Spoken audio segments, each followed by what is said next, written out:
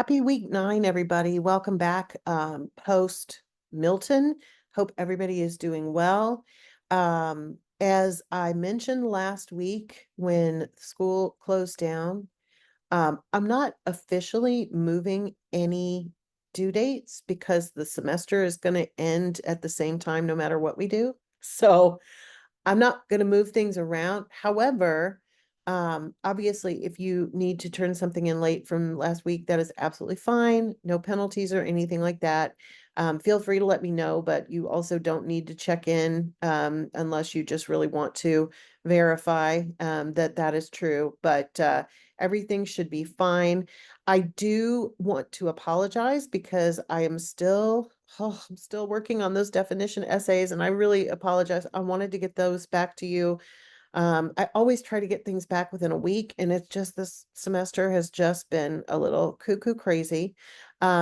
Your next paper is not due until the end of next week. So certainly I would never expect you to turn in a paper until the previous one has been returned to you.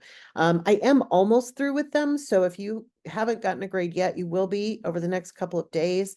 Once you have that grade, make sure that you go in and look at your feedback and send any questions you might have about it via inbox. Remember, if you just put a comment back in the assignment, I won't see it because Canvas doesn't alert me to those. So just please be aware of that.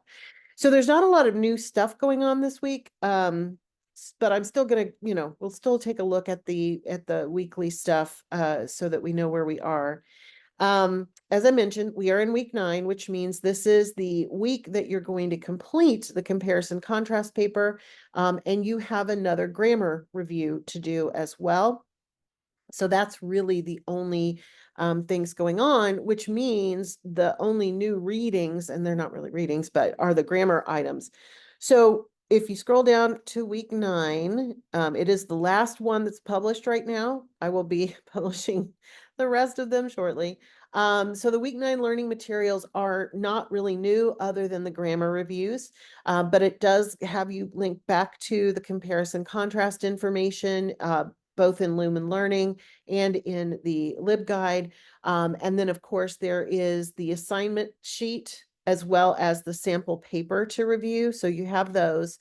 And then I have also re-included the 2 basic methods of organizing a comparison contrast paper, which are the block method or the point-by-point method. So please do review those if need be before submitting your paper.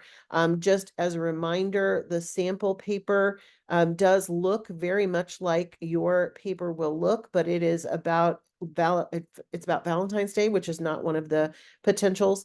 But I do want you to spend some time looking at the sample to see not only just kind of how it looks, but where you notice the in-text citations, because of course that's one of the hardest things to get right. So it has all of those there for you. There's also a couple of weird spacing issues, but anyway, it is not quite as long as your paper should be, but it is a good example of how to set up a comparison contrast essay. And even that's a little weird. This should be on the regular left-hand margin. I didn't open this document, I just posted it, but I did create the document in Google Docs and then moved it to Word, so it could be just that.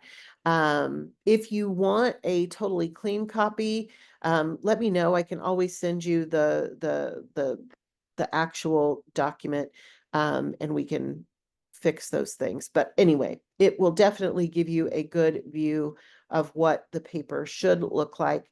And of course, if you have any questions throughout the week as you're working on this paper, please reach out, inbox me, or don't forget, we do have a Q&A discussion board, which people are not really using.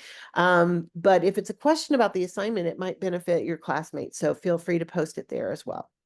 All right, everybody take care, and I will see you in the next week.